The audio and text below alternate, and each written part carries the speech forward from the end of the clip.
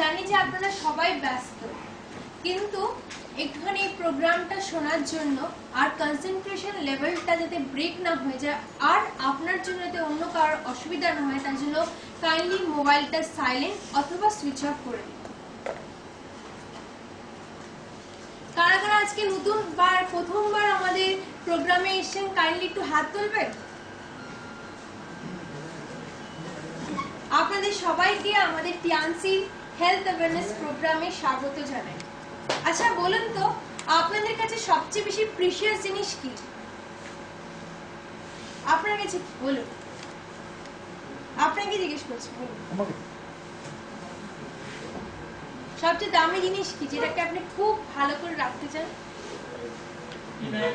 একটা market product কি medicine?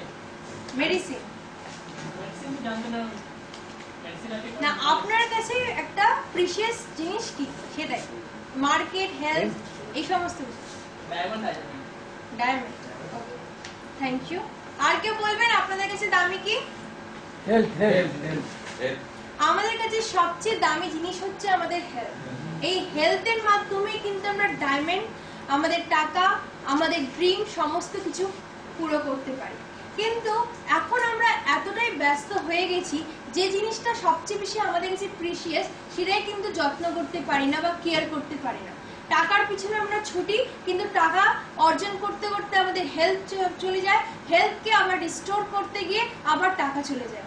ফলে আমাদের কি করতে হবে, যেখানে আমাদের হেলথটাকেও মেনটেন করতে হবে তার সাথে সাথে টাকাটাকেও অর্জন করে আমাদের যে স্বপ্ন বা আমাদের যে জিনিসটা আমরা পুরো করার চেষ্টা করছি সেটা যাতে পুরো করতে পারি, তাই তো? সবাই আমার কথা।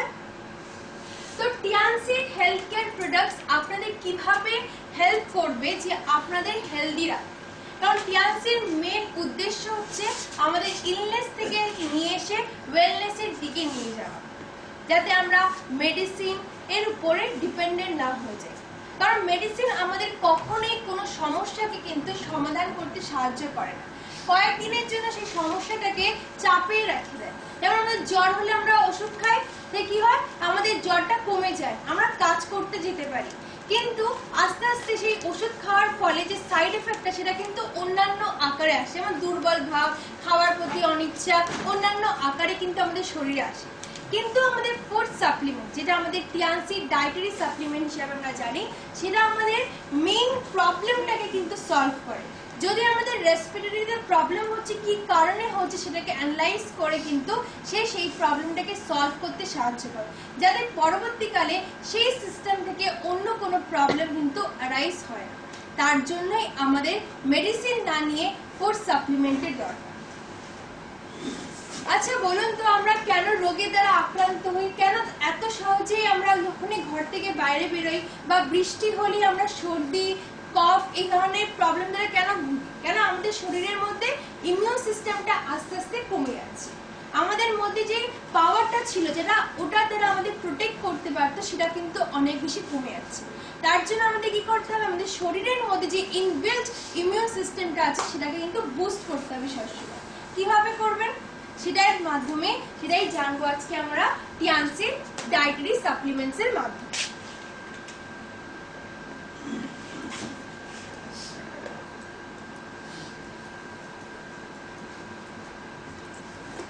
তো ফার্স্ট যে ডায়েটারি সাপ্লিমেন্টের কথা বলবো আমি, তার নাম হচ্ছে ফ্যাট বার্নিং ক্যাপসুল।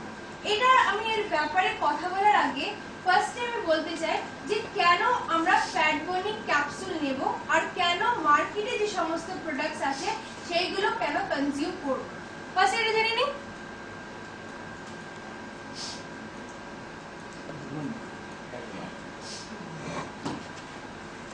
আমরা সবাই লিখতে পাচ্ছি, লেখা আছে ফ্যাট বার্নিং ক্যাপসুল। কেন দরকার আমাদের ফ্যাট বার্নিং ক্যাপসুল? যেটা আমাদের ওজন কমাতে সাহায্য করে।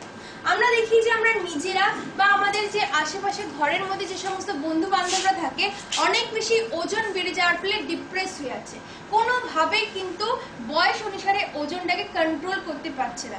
তার জন্য মার্কেটে যে সমস্ত জিনিস পাওয়া যাচ্ছে, ডক্টর বলছে, ডক্টরের কাছে যাচ্ছেন, বলছে ডায়েট মেনটেন করো, যে রোজ গিয়ে এক্সারসাইজ করো। কিন্তু দুটোর মধ্যে একটা জিনিস আমরা করতে পারি, কেউ পড়াশোনায় ব্যস্ত, কেউ কাজে ব্যস্ত, কেউ অন্যান্য কাজে ব্যস্ত। ফলে এই দুটো জিনিসের মধ্যে কিন্তু আমরা করতে পারছি না। মানে ন্যাচারাল উপায়তে আমরা ওজন কন্ট্রোল কন্ট্রোল করতে পারছি না, তখন আমরা কি করছি, অল্টারনেটিভ রেমেডি ইউজ করছি। যেমন আমরা দেখি অ্যাডভার্টাইজমেন্ট, এই গ্রিন টিটা খেলে, এই প্যাকটা খেলে আমরা 15 দিনে 20 দিনে ওজনটাকে কন্ট্রোল করতে পারি। আলটিমেটলি কি সেই রেজাল্ট আমরা পাচ্ছি না। ফলে কি হচ্ছে, আমাদের ওই ওজনটা তো কন্ট্রোল হচ্ছে না, ওটা খাওয়ার ফলে বা ওটা কনজিউম করার ফলে অন্যান্য কিন্তু সাইড এফেক্ট আমাদের শরীরে এসে ঘর করে নিচ্ছে। কিন্তু সেক্ষেত্রে আমাদের ফ্যাট বার্নিং ক্যাপসুল খুব ভালো রেজাল্ট আমাদের কাছে নিয়ে আসে, কারণ এটা আমাদের ওয়েটটাকে কিন্তু ধীরে ধীরে কমাতে সাহায্য করে। কিভাবে? কারণ এর মধ্যে যে মেইন ইনগ্রেডিয়েন্টসটা ইউজ করা হয়েছে তার নাম হচ্ছে গার্সিনিয়া ক্যাম্বোজিয়া। এটা হচ্ছে সাউথ এশিয়া এবং ইন্ডিয়াতে পাওয়া যায়। প্রাচীনকালে তো এই সমস্ত সাপ্লিমেন্টস বা ওষুধ তো ছিল না, তখনও কিন্তু লোকেরা ওজন কন্ট্রোলের জন্য অনেক রকম পদ্ধতি ইউজ করতো। তো সেক্ষেত্রে কিন্তু এটা একটা হার্বাল রেমেডি হিসাবে এই গার্সিনিয়া ক্যাম্বোজিয়া নামে একটা ফল ইউজ করতো। কারণ এটার টেস্টটা হচ্ছে অনেক বেশি টক, কিন্তু কোনো গন্ধ নেই, কোনো তেমন বেশি আপনারা খেলে যে কোনো সাইড এফেক্ট হবে সেটাও নেই, কারণ এটা নন টক্সিক ন্যাচারাল প্রোডাক্ট এবং আমাদের শরীরের মধ্যে যে জমা চর্বি বা কোলেস্ট্রলটা থাকে সেটা আস্তে আস্তে কিন্তু বার্ন করে দেয়। তাহলে আমরা বুঝতেও পারি না যে এটা আস্তে আস্তে বার্ন হয়ে যাচ্ছে, তার সাথে সাথে ওজনটা কন্ট্রোল করে দেয়। তো গার্সিনিয়া ক্যাম্বোজিয়া হচ্ছে প্রাচীনকালে ইউজ হতো, সেটাই কিন্তু আমাদের এই ডায়েটারি সাপ্লিমেন্টের মধ্যে মেইনলি ইউজ করা হয়েছে। এছাড়াও যখন আমাদের চর্বি বা কোলেস্ট্রল যখন গলে যাচ্ছে, তখন আমাদের মনে হতে পারে যে আমাদের শরীরে অনেক বেশি ফ্যাটিকনেস মানে স্ট্রেস আসতে পারে, আমরা অনেক বেশি দুর্বল ভাব মনে করতে পারি। কিন্তু না, কারণ এর মধ্যে L-কার্টিনিন এবং ফ্যাসিলাস ভালগারিস আছে, যেটা আমাদের শরীরে যে পরিমাণে মিনারেলস দরকার যাতে আমাদের শরীর এই ধরনের স্ট্রেসের হাত থেকে নিজেকে প্রিভেন্ট করতে পারে, সেটার ক্ষেত্রে কিন্তু আমাদের ফ্যাট বার্নিং ক্যাপসুল প্রচন্ডভাবে ভালো কাজ করে। গার্সিনিয়া ক্যাম্বোজিয়ার আরেকটা মেন কাজ হচ্ছে, এর মধ্যে একটা অ্যাসিড থাকে, হাইড্রক্সি সাইট্রিক অ্যাসিড HCA যেটাকে বলি। সেটা কি করে, যখন আমরা খাবারটা খাচ্ছি তখন কিন্তু আমাদের ব্রেনে একটা সিগন্যাল পাঠিয়ে দেয়। যেমন আমরা সবকিছু জানি, যেমন মশা কামড়ালে আমরা বুঝতে পারি যে মশাটাকে মারতে হবে, ঠিক তেমনি ভাবে খাবার খাওয়ার পর এটা কিন্তু একটা সিগন্যাল পাঠিয়ে দেয় যাতে আমাদের খাবার খাওয়ার প্রতি যে বারবার ইচ্ছেটা সেটা কিন্তু কমে যায়। ফলে আমরা খাওয়াটা কমও করতে হচ্ছে না নিজের থেকে, অটোমেটিকলি কিন্তু আস্তে আস্তে এটা কমে যাচ্ছে।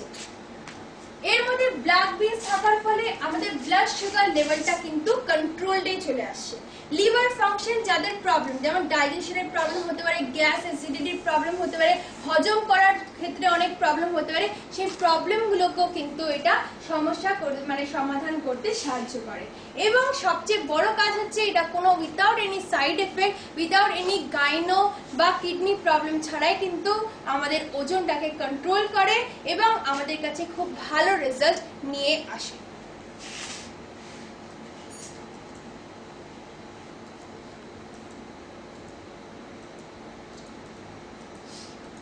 এবার আমরা দেখে নেব যে এটা আমরা কাদেরকে রেকমেন্ড করতে পারি। যাদের শরীরে অনেক বেশি পরিমাণে কোলেস্টেরল কন্টেন্ট আছে, মানে কোলেস্টেরলের মাত্রা অতিরিক্ত পরিমাণে আছে, তাদেরকে করতে পারি। যারা খুব বেশি কনসার্ন নিজের ওজন কন্ট্রোল করা নিয়ে, তাদেরকে করতে পারি। বা যারা ডায়াবেটিসে তারা আক্রান্ত বা হওয়ার চান্সেস আছে, তাদেরকে কিন্তু করতে পারি। একটা বটলে 120টা করে ক্যাপসুলস থাকে, সেটা আমরা 2 থেকে 4টে ক্যাপসুল প্রতিদিন মিলের আগে খাওয়া উচিত। কেন মিলের আগে আমাদের খাওয়া উচিত? যাতে আমাদের একটু আগে বললাম যে এই ফ্যাট বার্নিং ক্যাপসুল কি করে, যখনই আমরা খাবারটাকে ইনটেক করছে ব্রেনে একটা সিগন্যাল পাঠিয়ে দেয়, তার সাথে সাথে আমরা যে খাবারটা খাচ্ছি সেটা যাতে ফ্যাট বা কোলেস্ট্রলে কনভার্ট না হয়ে যায় সেই রেশিওটাকে কিন্তু কমিয়ে দেয়। এই জন্য খাওয়ার আগে এটাকে ইনটেক করার জন্য রেকমেন্ডেড করা হয়। এর ডিপি প্রাইস হচ্ছে 945, বিপি হচ্ছে 567 মানে 567, এমআরপি হচ্ছে 1134। কত সময় আগে খাই খেতাম? এটা হচ্ছে আধ ঘন্টা আগে। আচ্ছা, হাই প্রেসার লো প্রেসার থাকলে কোনো রেস্ট্রিকশন আছে? কি বলছে? হাই প্রেসার বা লো প্রেসারে কোনো রেস্ট্রিকশন না, এটা কোনো কিছু প্রবলেম না।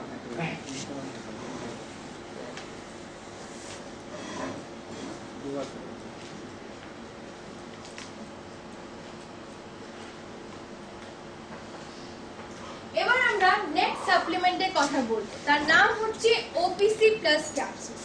আমরা জানি যে প্রতিদিন আমরা অপুষ্টির হাত থেকে এবং পরিবেশের থেকে কিন্তু নিজেকে রক্ষা করতে পারছি না, তাই তো? কারণ খাবারের মধ্যে অতিরিক্ত পরিমাণে পেস্টিসাইড ইউজ করা হচ্ছে, এতে কৃষকেরা ব্যবসায়িক মূল্য বেশি পায়, আর তার সাথে সাথে আমরা আমাদের যেতে সময় নেই, আমরা কিন্তু ওই খাবারটাই কিন্তু এসে রান্না করে খাচ্ছি। ফলে খাবারের মধ্যে বিষটা কিন্তু আমাদের শরীরে যাচ্ছে, যেখানে যাওয়ার কথা ছিল carbohydrate, fat, minerals, protein, vitamin, এই ধরনের জিনিস। ফলে আমাদের ইমিউন সিস্টেম দুর্বল হয়ে যাচ্ছে। তার সাথে সাথে আমাদের পরিবেশ দূষণের কারণে আমাদের কিন্তু ইমিউন সিস্টেম আরো বেশি দুর্বল হয়ে যাচ্ছে। অ্যাকর্ডিং টু দ্য WHO মানে ওয়ার্ল্ড হেলথ অর্গানাইজেশন অনুসারে প্রতি বছর পুরো বিশ্বতে কিন্তু 3 লাখেরও বেশি লোক শুধুমাত্র মারা যায় এই পরিবেশ দূষণের কারণে, মানে এনভায়রনমেন্টাল টক্সিনের কারণে। ফলে আমাদের কি করতে হবে, আমাদের যাতে এনভায়রনমেন্টে যে টক্সিন ইনটেক হচ্ছে বা খাবারের মাধ্যমে যে বিষটা আমাদের শরীরে ইনটেক হচ্ছে সেটা যাতে শরীর থেকে বেরিয়ে যায় এবং আমাদের ইমিউন সিস্টেমটাকে পাওয়ারফুল করতে, যাতে আমাদের সেলগুলো অত তাড়াতাড়ি ড্যামেজ না হয়। তো তার জন্য আমাদের টিয়ানসি নিয়ে এসে OPC plus capsule oligomeric pro anthocyanin. এটা হচ্ছে পাওয়ারফুল অ্যান্টি অক্সিডেন্ট হিসাবে কাজ করে। এর মধ্যে যে মূল তত্ত্বটা ইউজ করা হয়েছে সেটা হচ্ছে আঙ্গুরের বীজের রস। এই আঙ্গুরের বীজের রসটা কি করছে, এই আঙ্গুরের বীজের রসটা কি করে, আমাদের ব্লাডটাকে পিউরিফাই করে। তার সাথে সাথে এর মধ্যে আছে নিম পাতা, জবা পাতার রস, ত্রিফলা এবং এই ধরনের ন্যাচারাল ইনগ্রেডিয়েন্ট, যেটা রক্তকে পিউরিফাই করার সাথে সাথে আমাদের বডিতে যদি কোথাও কোনো ব্লকেজ থাকে সেই ব্লকেজটাকে কিন্তু প্রপারলি ক্লিয়ার করতে সাহায্য করে। আমাদের শিরাজনিত যদি আমরা সমস্যা দ্বারা ভুগি তাহলে বাইরের রেমেডি যতটা তাড়াতাড়ি কাজ করবে এটা কিন্তু অনেক পাওয়ারফুল রেজাল্ট নিয়ে আসবে। এর ছাড়াও এটার মধ্যে যেটা সবচেয়ে ভালো প্রপার্টি আছে সেটা হচ্ছে কসমেটিক প্রপার্টিজ। আজকাল আমরা এখন দেখি পুজোর বাজারে কসমেটিক্সের দোকানে খুব ভিড়, তাই তো? নর্মাল জিনিস সবাই যাচ্ছে সুন্দর দেখাতে এই কয়েকটা দিন, কিন্তু একটা জিনিস ভেবে দেখুন যে বাইরে থেকে যদি আমরা কোনো ক্রিম লাগাই তত বেশি ভালো রেজাল্ট দেবে যদি আমাদের ভিতর থেকে যদি ক্লিয়ার না থাকে বডি। তার জন্য আমাদের এই ওপিসি প্লাস ক্যাপসুল কিন্তু আমাদের ব্লাডটাকে পিউরিফাই করে আমাদের কিন্তু স্কিন রিলেটেড যে কোনো প্রবলেম থেকে কিন্তু সমস্যার সমাধান করতে সাহায্য করে, চাই সেটা পিম্পল হোক, র্যাশেস হোক, আমাদের যে কোনো প্রবলেম দিয়ে সমস্যার সমাধান করে। এবং এরা কি করে, আমাদের বাইরে যে সূর্যের রশ্মির দ্বারা আমাদের স্কিনে যে ড্যামেজ হতে পারে সেই ড্যামেজটাকে কিন্তু কন্ট্রোল করে। ফলে এটার মধ্যে কসমেটিক প্রপার্টিজ আছে, পাওয়ারফুল অ্যান্টিঅক্সিডেন্ট হিসেবে কাজ করে, এবং যদি কারা ব্রেন ইনজুরিজ বা নার্ভের প্রবলেম আছে সেক্ষেত্রেও কিন্তু একটা ভালো রেজাল্ট নিয়ে আসে আমাদের ওপিসি প্লাস ক্যাপসুল।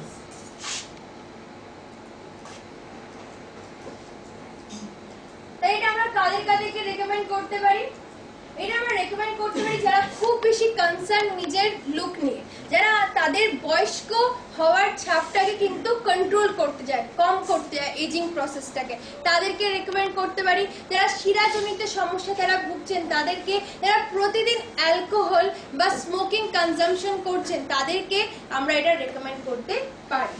এটা একটা বটলে আমাদের 90 করে ক্যাপসুল থাকে। আমাদের সকালবেলা খালি পেটে 3টে ক্যাপসুল প্রতিদিন হালকা গরম জলের সাথে কনজিউম করা দরকার। এর ডিস্ট্রিবিউটর প্রাইস হচ্ছে 1598, বিবি হচ্ছে 1420 এবং এমআরপি হচ্ছে 1980। এবার আমরা নেক্সট আমাদের টিয়ানসি পাওয়ারফুল অ্যান্টিঅক্সিডেন্টের ব্যাপারে দেখিনি, সের নাম হচ্ছে টিপলি ক্যাপসুল। মেইনলি টিপলি ক্যাপসুলসও কিন্তু একটা অ্যান্টিঅক্সিডেন্ট, কারণ এর মধ্যে যে সমস্ত ইনগ্রেডিয়েন্টস গুলো ইউজ করা হয়েছে সেগুলো ন্যাচারাল প্লাস কেমিক্যাল ইনগ্রেডিয়েন্ট, যেমন হচ্ছে গ্রিন টি, ন্যাচারাল অ্যাস্টাস্যান্থিন এবং হচ্ছে আলফা লাইপোলিক অ্যাসিড। এই 3টে জিনিস কিন্তু আমাদের শরীরে কোলেস্ট্রল কন্টেন্টকে যেমন লেভেলটাকে মেনটেন করতে সাহায্য করে, তার সাথে সাথে আমাদের এজিং প্রসেসটাকেও ডিলে করে। আর্থ্রাইটিস হোক, অ্যালার্জি হোক, ডাইজেস্টিভ প্রবলেম, রেসপিরেটরি প্রবলেম, সমস্ত প্রবলেমের ক্ষেত্রে কিন্তু ভালো রেমেডি নিয়ে আসে আমাদের টিপলি ক্যাপসুল। এছাড়াও যারা প্রতিদিন অ্যালকোহল বা স্মোকিং কনজাম্পশন করছেন, যার ফলে আমাদের সেলগুলো যে প্রতিদিন ড্যামেজ হচ্ছে সেই ড্যামেজের হাত থেকেও কিন্তু প্রিভেন্ট করতে সাহায্য করে আমাদের টিপলি ক্যাপসুল। কাদের যদি মুখে আলসার হচ্ছে, কোন রকম টিউমার হয়েছে, সেইখানেও রেমেডি হিসাবে কাজ করতে পারে আমাদের টিপলি ক্যাপসুল।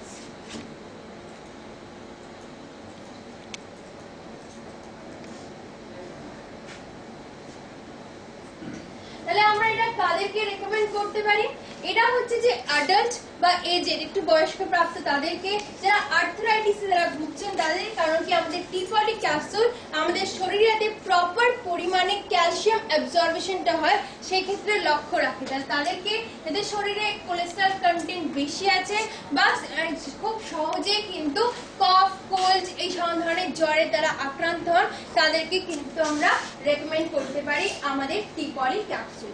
একটা বটলে 90 to 60 করে ক্যাপসুলস থাকে, আমাদের এটা ব্রেকফাস্টের পর একটা থেকে দুটো হালকা গরম জলের সাথে কনজিউম করা উচিত। এর ডিস্ট্রিবিউটর প্রাইস হচ্ছে 1440, বিবি হচ্ছে 1280 এবং এমআরপি হচ্ছে 1728। এবার নেক্সট যে সাপ্লিমেন্টের কথা বলবো সেটা হচ্ছে আমাদের ইমিউন সিস্টেমটাকে বুস্ট করার জন্য স্পিরুলিনা ক্যাপসুলস। কারণ আমরা সবাই জানি যে প্রতিদিন আমাদের cell, tissue, muscle, organ system এগুলোকে যদি প্রপারলি ফাংশনিং করতে পারে তার জন্য উপযুক্ত পরিমাণে কিন্তু প্রোটিন, ভিটামিন, মিনারেলস, কার্বোহাইড্রেট, ফ্যাটের এবং জলের দরকার হয়, তাই তো? কিন্তু যেহেতু খাবারের মাধ্যমে নিউট্রিয়েন্টস পাচ্ছি না বা সময় নেই তার জন্য খাবার খেতে পাচ্ছি না, তাহলে কি হচ্ছে?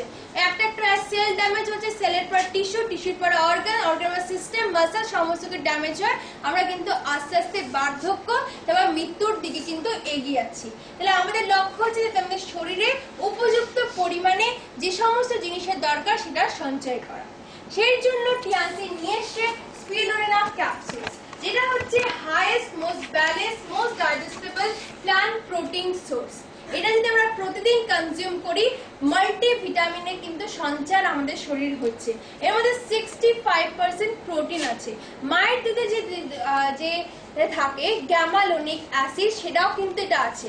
তার সাথে সাথে যারা ওজন কন্ট্রোলের জন্য চেষ্টা করছেন তাদের ক্ষেত্রেও কিন্তু স্পিরুলিনা ক্যাপসুল খুব ভালো রেজাল্ট নিয়ে আসে।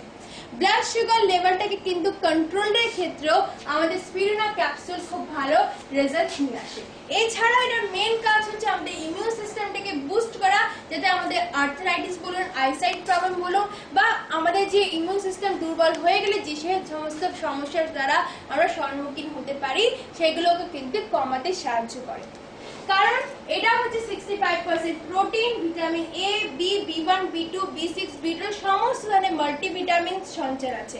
এবং প্রতিটা সেলকে যাতে আমাদের শরীরে বেঁচে থাকতে পারে তার জন্য উপযুক্ত পরিমাণে 50 থেকে 70 মিলিগ্রাম অক্সিজেন এবং 50 থেকে 70 মিলিভোল্ট বায়ো ইলেকট্রিসিটির দরকার। সেটা যদি উপযুক্ত পরিমাণে পৌঁছায়, যদি সেলগুলো ড্যামেজ না হয়ে যায়, সেটার ক্ষেত্রেও কিন্তু এটা সাহায্য করে। এটার মধ্যে বিটা ক্যারোটিন গাজরের থেকেও বেশি, ক্লোরোফিল কন্টেন্ট থাকে, ফলে অক্সিজেনের অভাবে কিন্তু আমাদের সেলগুলো অনেক কম কিন্তু ড্যামেজ হয়। তো এটা আমরা কাদেরকে রেকমেন্ড করতে পারি? এটা আমরা রেকমেন্ড করতে পারি যারা খুব বেশি, যে সমস্ত মায়েরা কনসার্ন তাদের বাচ্চা নিয়ে যারা ফ্রুট বা ভেজিটেবলস খায় না, যাতে গ্রোথ বা ডেভেলপমেন্টে কোনো প্রবলেম না হয় তাদেরকে রেকমেন্ড করতে পারি। যাদের ইমিউন সিস্টেম অনেক বেশি দুর্বল বা খাবার ঠিক মতো সময় খেতে পাচ্ছে না ব্যস্ততার কারণে বা অন্যান্য কারণে, তাদেরকে, যে সমস্ত প্রেগনেন্ট বা ল্যাকটিং বা তাদের শরীরে উপযুক্ত পরিমাণে যে মিনারেলস পৌঁছায় তাদেরকে এটা আমরা রেকমেন্ড করতে পারি। স্পিরুলিনা ক্যাপসুলস প্রতিটা বটলে রয়েছে 100টা করে ক্যাপসুলস রয়েছে, 2 থেকে 4টে ট্যাবলেট আমরা দিনে 3 বার খেতে পারি হালকা গরম জলের সাথে। এর ডিস্ট্রিবিউটর প্রাইস হচ্ছে 1598, বিবি হচ্ছে 1420 এবং এমআরপি হচ্ছে 1980। এবার আমরা কথা বলবো আমাদের নেক্সট সাপ্লিমেন্ট, সেটা হচ্ছে জিমনেমা ট্যাবলেট। ডায়াবেটিস নিয়ে আমরা আজকাল কিন্তু অনেক বেশি কনসার্ন, তাই না? ঘরে ঘরে আমরা দেখতে পারি যে মিনিমাম একজন তো ডায়াবেটিসের পেশেন্ট থাকবে, টাইপ 2 ডায়াবেটিস মেলিটাস যারা আক্রান্ত। কখন আমাদের টাইপ 2 ডায়াবেটিস হয়? যখন আমাদের ইনসুলিন কিন্তু আমাদের এর ঠিকমতো কাজ করা বন্ধ হয়ে যায় বা ইনসুলিন আমাদের শরীরে জেনারেট হওয়া বন্ধ হয়ে যায়। তাহলে আমাদের কি করতে হবে? বাইরে থেকে এমন কিছু রেমেডিটা দিতে হবে যে প্যানক্রিয়াস গ্রন্থির মধ্যে বিটা সেলস গুলো ছিল, যেগুলো ইনসুলিন ক্রিয়েট করা বন্ধ করে দিয়েছিল, সেটা যাতে আবার পুনরায় সেই কাজটা শুরু করে। তার জন্য ডক্টররা কি করে আমাদের ওষুধ দেয়, ওষুধ দিতে বলে কি আপনারা যতদিন আপনারা বেঁচে থাকবেন ততদিন এই ওষুধটা কন্টিনিউ করবেন। প্রথমে একটা দুটো তারপর তিনটে তারপর চারটে এরকম করে কিন্তু কন্টিনিউ হতে পারে। কিন্তু কোনো ডক্টর কি না বলে যে এটা খেলে আপনাদের আর পরবর্তীকালে খেতে হবে না, এমন কোনো ওষুধের রেমেডি আপনারা পেয়েছেন এখন পর্যন্ত?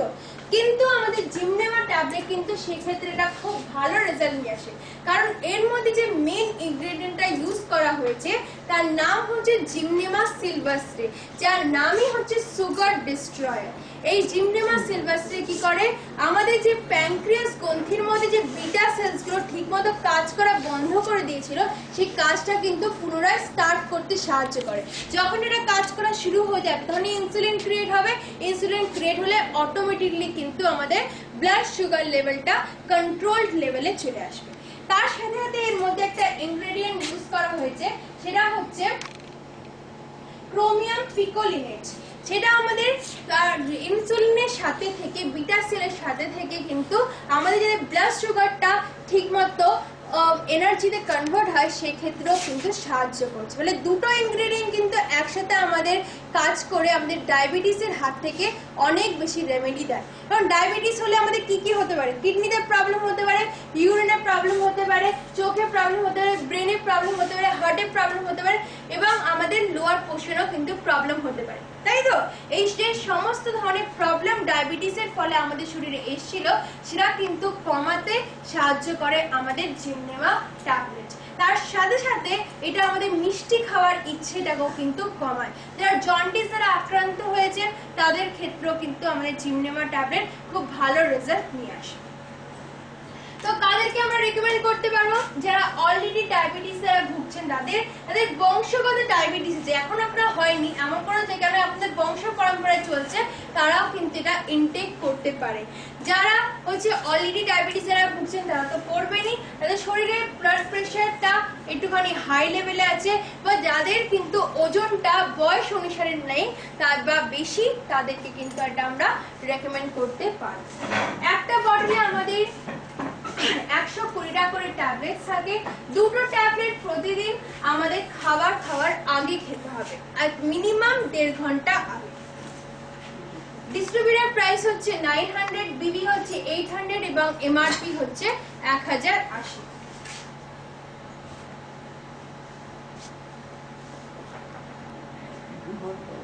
এবার আমি কথা বলবো এমন একটা সাপ্লিমেন্ট নিয়ে যেটা কিন্তু আমরা যতজনই এখানে বসে আছি তাদের প্রত্যেকের জন্যই দরকার। কারণ আমরা জানি যে আমাদের ইন্টেস্টাইন যদি ঠিকমতো কাজ না করে তাহলে কিন্তু আমাদের বডি সিস্টেমটাকে ঠিকমতো মেনটেন করতে পারবো না। তার জন্য টিএনসি নিয়ে এসছে ফ্রুক্টো অলিগোস্যাকারাইড। এটা হচ্ছে একটা ফ্রুক্টো প্রিবায়োটিক ইনগ্রেডিয়েন্টস, মানে হচ্ছে আমরা যখন কোনো রোগের দ্বারা আক্রান্ত হই তখন আমরা অ্যান্টিবায়োটিক খাই যাতে রোগটাকে সাপ্রেস করতে পারি, কিন্তু সেই ক্ষেত্রে আমাদের ফস হচ্ছে একটা প্রিবায়োটিক, মানে আগের থেকে আমাদের ইন্টেস্টাইনটাকে এমন বেশি পাওয়ারফুল করছে যাতে রোগ আসার কিন্তু কোনো চান্সেস নেই।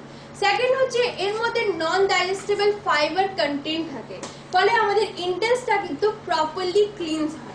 কারণ আমাদের শরীরে দু ধরনের ইন্টেস্টাইন থাকে, একটা স্মল একটা লার্জ। যদি এগুলো প্রপারলি ফাংশনিং না করা হয় এবং আমাদের শরীর ইন্টেস্টাইনে যদি অযথা যদি পদার্থ যদি জমে থাকে সেটা যদি স্টুল আকারে না বেরিয়ে যায় তাহলে কিন্তু আমরা গ্যাস, অ্যাসিডিটি, ডাইজেশন প্রবলেম দ্বারা ভুগবো, তাই তো? সবাই জানি এটা। তাহলে সেটার ক্ষেত্রে রেমেডি কি? ফার্স্ট, কারণ ফার্স্ট হচ্ছে আমাদের ইন্টেস্টাইনের যে দুটো ব্যাকটেরিয়া মেনটেন করতে সাহায্য করে সেই দুটোর ব্যাকটেরিয়ার মধ্যে ব্যালেন্স করতে আমাদের ফার্স্ট হচ্ছে এটা পাওয়ারফুল রেজাল্ট নিয়ে আসে।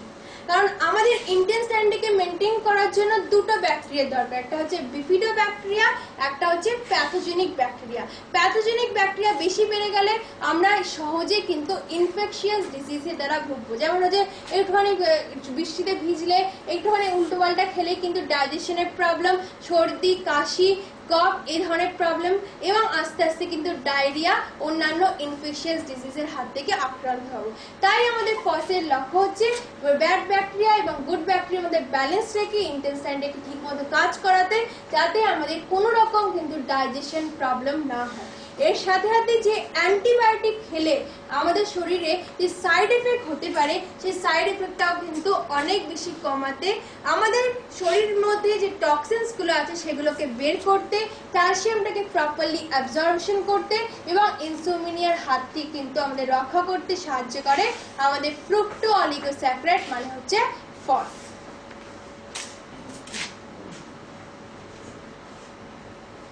তো কাদেরকে এটা আমরা রেকমেন্ড করতে পারি? এটা রেকমেন্ড করতে পারি যাদের পুয়ার ইন্টেস্টাইন, মানে ইন্টেস্টাইনটা প্রপারলি ফাংশনিং করছে না, যারা কনস্টিপেশনের হাত থেকে প্রতিদিন সাফার করছেন, যাদের শরীরে বডি টেম্পারেচার ঠিকমতো মেনটেন হচ্ছে না, এবং লাস্ট হচ্ছে সমস্ত ধরনের এজ গ্রুপকে কিন্তু এটা আমরা রেকমেন্ড করতে পারি, যেটা আমি একটু আগে এই সাপ্লিমেন্টে বলার আগে বলেছি। একটা আমাদের এটা পাউচে আসে, 20টা করে স্যাশে থাকে, এর প্রাইস হচ্ছে 670, যারা হচ্ছে ডিস্ট্রিবিউটর প্রাইস বিডি হচ্ছে 411 এবং এমআরপি হচ্ছে 740। খাওয়ার নিয়মটা বলে দিন। এটা হচ্ছে আমরা গরম জলের সাথে বা ইনস্টেড অফ সুগার জায়গায় যেমন চায়ের সাথে মিশিয়ে খেতে পারেন, যেখানে মিষ্টি মেশালে না সেখানে এটা মিশিয়ে খেতে পারেন, তার সাথে দুধের সাথে মিশিয়ে খেতে পারেন, কফির সাথে মিশিয়ে, এটা ইনস্টেড অফ সুগার আপনারা কিন্তু খেতে পারেন। সকাল, এটা আমরা সকাল এবং বিকালবেলা, কারণ সকালবেলা আমাদের পেটটা এমটি থাকে অনেকটা, এবং বিকালবেলা যখন আমরা খাওয়া দাওয়ার পরে রেস্ট নিই তখনও কিন্তু পেটটা এমটি স্টপ হয়। তাহলে চায়ের সাথে, দুধের সাথে, জলের সাথে যেমনভাবে আপনার ইচ্ছা তেমনভাবে এটা আপনারা কনজামশন করতে পারেন। তাই জন্য এটা 20টা স্যাশে মানে 10 দিনের খোরাকটা দেওয়া হয়েছে। এবার আমরা কথা বলবো আমাদের अगेन রিকোয়ারমেন্ট, প্রতিদিন যেটা লাগে সেই মিনারেলসের ব্যাপারে, যেটার নাম হচ্ছে zinc capsules for excellent mental এবং ফিজিক্যাল হেলথ। জিঙ্ক যদি আমাদের শরীরে উপযুক্ত পরিমাণে যদি না পৌঁছায় তাহলে আমাদের কিন্তু 320-এরও বেশি কিন্তু বায়োলজিক্যাল ফাংশন করা বন্ধ হয়ে যাবে, 80টারও বেশি এনজাইম কিন্তু প্রপারলি সিক্রেশন করতে পারবে, কারণ তখন কি হবে, আমাদের রেসপিরেটরি, ডাইজেশন, গাইনো, রিপ্রোডাক্টিভ এই সমস্ত সিস্টেমগুলো কিন্তু আস্তে আস্তে ডিসেবল হয়ে যাবে। তার জন্য আমাদের মেইন লক্ষ্য হচ্ছে যে প্রতিদিন আমাদের শরীরে উপযুক্ত পরিমাণে কিন্তু জিঙ্কের সঞ্চয় হওয়া দরকার। এবার এই জিঙ্কের কেন আমাদের শরীরে অভাব দেখা যেতে পারে বা জিঙ্ক ডেফিসিয়েন্সি কেন দেখা, সেটাও জানি নি। যেমন যারা হচ্ছে ননভেজ জাতীয় জিনিস খায় না, ভেজিটেরিয়ান জিনিস খায়, তাদেরকে হতে পারে, যে সমস্ত মায়েরা ব্রেস্ট ফিডিং করায় না তাদেরকে হতে পারে, যারা গ্রোথ এবং ডেভেলপমেন্টের স্টেজে রয়েছে যে সমস্ত বাচ্চারা বা শিশুরা, তারা কিন্তু উপযুক্ত পরিমাণে খাবারের মাধ্যমে কিন্তু মিনারেলস পাচ্ছে না, তাদেরকে হতে পারে, বা যারা খাচ্ছেন কিন্তু প্রপারলি অ্যাবজর্ব হচ্ছে না ম্যাল অ্যাবজর্পশনের কারণে, তাদের শরীরে কিন্তু জিঙ্ক ডেফিসিয়েন্সি হতে পারে। ফলে আমাদের কি করতে হবে, উপযুক্ত পরিমাণে জিঙ্কের সঞ্চারের জন্য আমাদের কিন্তু জিঙ্ক সাপ্লিমেন্ট দরকার, কারণ জিঙ্ক যদি উপযুক্ত পরিমাণে আমাদের শরীরে না আসে তাহলে কিন্তু বাচ্চাদের গ্রোথ ডেভেলপমেন্ট কিন্তু একটা স্টেজে গিয়ে আটকে যাবে, আমাদের মেমোরি ফাংশন কিন্তু ঠিকমতো হবে না, অল্প বয়সী স্মৃতিশক্তি কিন্তু অল্প অল্প করে কমতে থাকবে, চোখের দৃষ্টিটা কিন্তু কমতে থাকবে, নাইট ব্লাইন্ডনেসের শিকার হবে, কোনো জায়গা কেটে গেল জায়গাটা শুকাচ্ছে না, বাইরে থেকে যতই ওষুধ দিচ্ছেন শুকাচ্ছে না, স্কিন কমপ্লেক্সনে চেঞ্জেস আসবে, চুল এবং নখ আস্তে আস্তে সাদাটে ভাব চলে আসবে। এই ধরনের নর্মাল প্রবলেম কিন্তু একটা পর একটা কিন্তু জিঙ্ক ডেফিসিয়েন্সির কারণে আসতে পারে। তো অ্যাকর্ডিং রেকমেন্ডেড মানে আরডিএ অনুসারে আমাদের 0 থেকে 6 মাসের বাচ্চা থেকে শুরু করে লাস্টে আমাদের সমস্ত বয়সের লোকদের কিন্তু দরকার। তাহলে 0 থেকে 6 মান্থসের একটা শিশুর দরকার হচ্ছে মেয়ে, যদি ছেলে হয় 2 মিলিগ্রাম, ফিমেলদের 2 মিলিগ্রাম, এবং 19 বছরের বেশি লোকেদের কিন্তু প্রতিদিন ছেলেদের দরকার 11 মিলিগ্রাম এবং মেয়েদের দরকার হচ্ছে 8 মিলিগ্রাম ডেইলি বেসিস। জিঙ্ক আরো অনেক ধরনের প্রবলেম সলভ করতে পারে, যেমন হচ্ছে স্কিন ডিজিজ হোক, আলসার হোক, টিউমার হোক, এই ধরনের প্রবলেমের ক্ষেত্রেও কিন্তু এটা ভালো রেজাল্ট নিয়ে আসে। আর যে দুটো জিনিস বলতে ভুলে গেলাম সেটা হচ্ছে মেলদের কিন্তু প্রোস্টেট গ্ল্যান্ড ইনলার্জমেন্ট বা ইনফেকশাস ডিজিজের ক্ষেত্রেও কিন্তু জিঙ্ক একটা খুব ভালো রেজাল্ট নিয়ে আসে। সেকেন্ড হচ্ছে মেয়েদের ক্ষেত্রে যখন মেনস্ট্রুয়াল পিরিয়ড হয় তখন মেয়েদের ইমিউন সিস্টেম কিন্তু অনেক বেশি দুর্বল থাকে, সেটাকে পাওয়ারফুল করার জন্য কিন্তু আমাদের দরকার হচ্ছে জিঙ্ক। তাহলে কাদেরকে আমরা এটা রেকমেন্ড করতে পারি? যাদের ইমিউন সিস্টেম অনেক বেশি কম, তাদেরকে, যারা ব্রেস্ট ফিডিং করাচ্ছেন তাদেরকে, তাদের ডায়েট ব্লাইন্ডনেসের হাত থেকে শিকার হচ্ছে। মেইনলি এটা আমরা সবাইকে কিন্তু, ছেলে মেয়ে সবাইকে রেকমেন্ড করতে পারি, কারণ এটা প্রত্যেকেরই দরকার। একটা বটলে আমাদের থাকে 60 করে ক্যাপসুল, 2 থেকে 4টি ক্যাপসুল প্রতিবার আমরা খাবার ব্রেকফাস্টের কিন্তু পরে ইনটেক করব। এর ডিস্ট্রিবিউটার প্রাইস হচ্ছে 630। ব্রেকফাস্ট মেন মিল না, হ্যাঁ ব্রেকফাস্ট না, ব্রেকফাস্টের পরে আমরা ইনটেক করব। ডিস্ট্রিবিউটার প্রাইস হচ্ছে 630, বিবি হচ্ছে 560 এবং এমআরপি হচ্ছে 7756। এবার আমি কত করে খাবে? হ্যাঁ কত করে ব্রেকফাস্টে?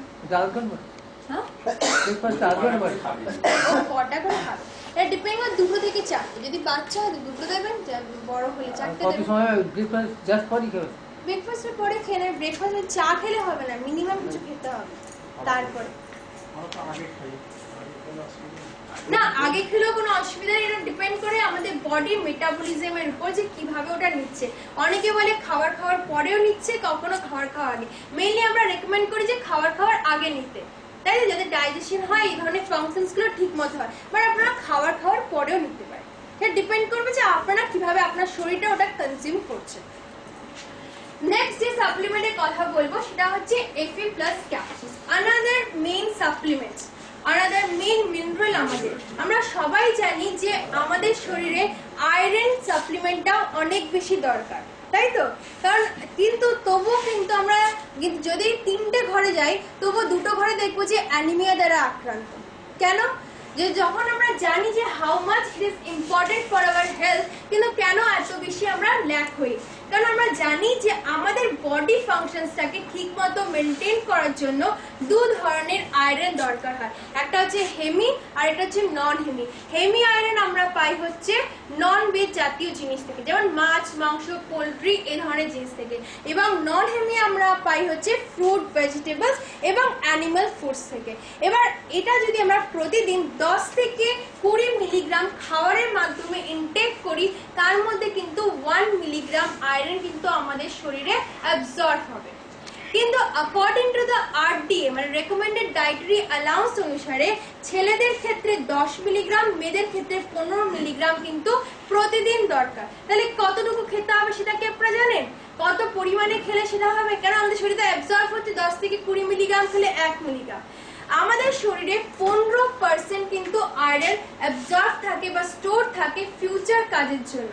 60 থেকে 70 বা 70 থেকে 80% থাকে কিন্তু রক্তে, এবং রেস্ট পার্সেন্ট থাকে হচ্ছে আমাদের মাসেলে। যদি এই 3টে জিনিস যদি ঠিকমতো না থাকে, ঠিকমতো পরিমাণ মতো, তাহলে আমাদের মাসেলগুলোর মধ্যে যে অক্সিজেন ক্যারিং প্রোটিন আছে এবং মায়োগ্লোবিন, সেটা ঠিকমতো যাচ্ছে না, তাহলে মাসেলের সেলগুলো আস্তে আস্তে ড্যামেজ হচ্ছে। আমাদের হিমোগ্লোবিনের শরীরের যখন কমে যাচ্ছে, অটোমেটিকলি অন্যান্য ফাংশনসগুলো কিন্তু কাজ করতে পারছে না।